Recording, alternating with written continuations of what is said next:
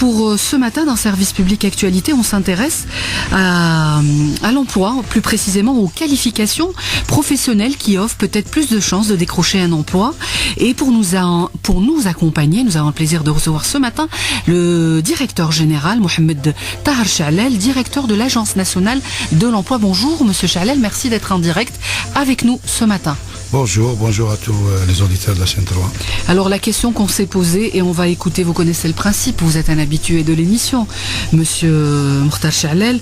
Mokhtar Chalel, je pense à oui, Allah yarhamou miskin. Je pense à lui, Monsieur Chalel qui nous a quittés, c'est vrai. Alors Monsieur Mohamed Tahar Chalel, vous êtes un habitué, on écoute un micro-trottoir, celui de Tahar Lafgoum, qui a posé la question à nos concitoyens en leur disant, est-ce que quand vous avez plus de qualifications, vous êtes plus diplômé, vous trouvez facilement un emploi? Voici les réponses et vous réagirez juste après. Et évidemment, vous allez nous parler de la résorption de chômage que vous avez pu atteindre l'année 2016. 2017, vous êtes encore en train de chercher les statistiques. On écoute le micro-trottoir et puis on revient à vous. On est à Al-Moradia au niveau de l'avenue de Pékin. Bonjour monsieur. Bonjour. Pensez-vous qu'être qualifié vous offre plus de chances de trouver un emploi? Même être qualifié, non. C'est pas facile. Avoir un parcours scolaire important pour pouvoir postuler à des postes intéressants. Malgré le fait que j'ai eu un Master 2, j'ai quand même eu des difficultés à trouver un poste convenable qui répond à mes qualités. Ça vient du fait peut-être qu'éventuellement il y a beaucoup de candidatures. Pour ce qui me concerne, c'était facile à trouver. Je suis ingénieur de formation. C'est tout à fait normal. Si on est qualifié, on a des diplômes, on a fait un cycle professionnel parfait, on est bien placé pour occuper le poste. J'ai l'emploi facilement, mais j'ai un bac plus 3. Je fais agent de bureau, mais sincèrement, non. Parce que tout le monde exige des années d'expérience. Et l'année d'expérience, il faut l'acquérir. Il faut déjà commencer. Il faut un début quelque part.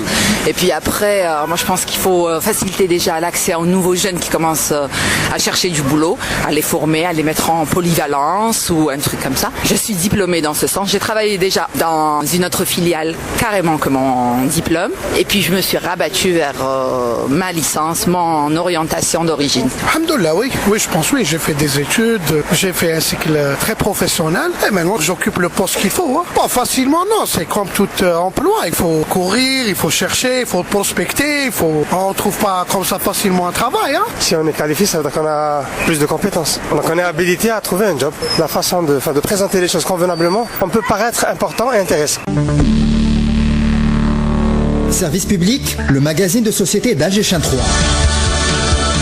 Retrouvez Service Public du dimanche au mercredi de 9h30 à 11h sur Alger 3.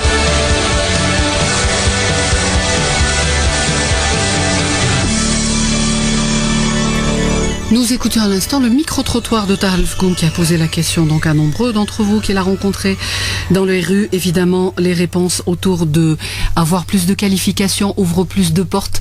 Vous avez constaté, Monsieur Chalel, il y a un bac plus 4, il fait...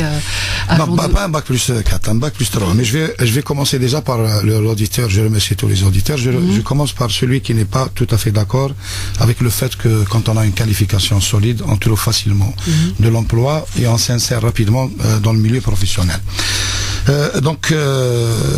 Ce citoyen ou cet auditeur dit que même si on est qualifié, ce n'est pas évident. Mais pour le reste, les autres auditeurs, je pense qu'ils ont dit très logique et ça colle avec l'environnement du marché de l'emploi aujourd'hui. Vous avez un ingénieur de formation qui vous dit je suis ingénieur, j'ai trouvé rapidement de la formation, de l'emploi. Je vous donne l'exemple, par exemple les universitaires qui sont formés dans le secteur du bâtiment, du génie civil, de l'informatique par exemple. Aujourd'hui, nous-mêmes, c'est le secteur le plus nous avons un problème de turnover au niveau de notre direction de l'informatique parce que les ingénieurs qu'on recrute, dès qu'ils sont bien formés, ils cherchent ailleurs, il y a une certaine mobilité. Nous avons même des problèmes pour maintenir des informaticiens. Donc pour les informaticiens, le problème ne se pose pas. Il se pose peut-être pour la gente féminine au niveau de l'informatique qui ont un problème de mobilité géographique. Donc elles souhaitent travailler pas loin de le lieu de résidence.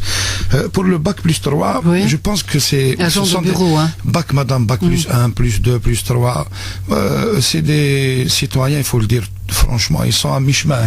C'est-à-dire, ils sont entre ceux qui n'ont pas de formation du tout et ceux qui ont des formations donc universitaires. Donc, mais il faudrait bien qu'ils travaillent. Ils n'ont pas terminé. Oui, il faudrait bien qu'ils travaillent. On leur trouve des postes, mais il faut qu'ils fassent de la formation.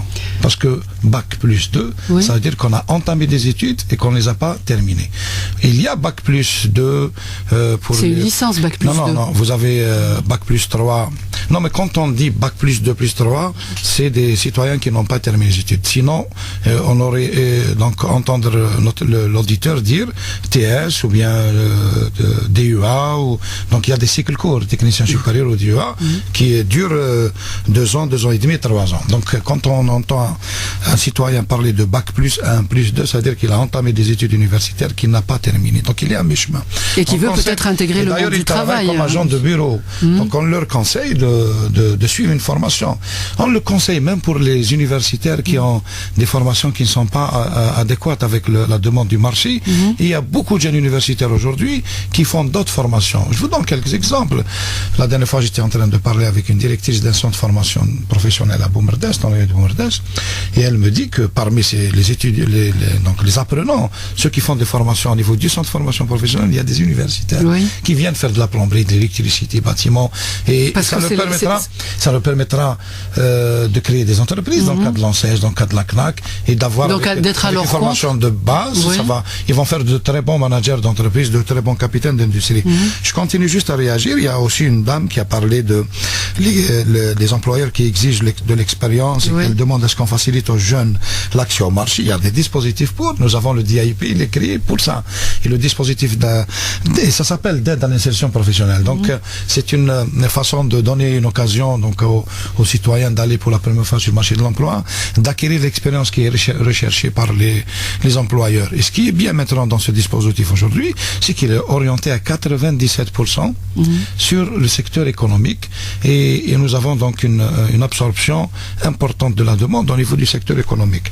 La dernière réaction, c'est que je considère que c'est la plus belle réaction puisqu'il parle d'un cycle très professionnel. Vous savez, en Europe, dans les pays de l'OCDE, ils ont beaucoup moins de chômage chez les citoyens les demandeurs d'emploi ou les citoyens qui ont des cycles professionnels que ceux qui ont des cycles académiques. Vous savez, quand vous faites une formation et que vous continuez après master, licence, master, doctorat, master 2, donc...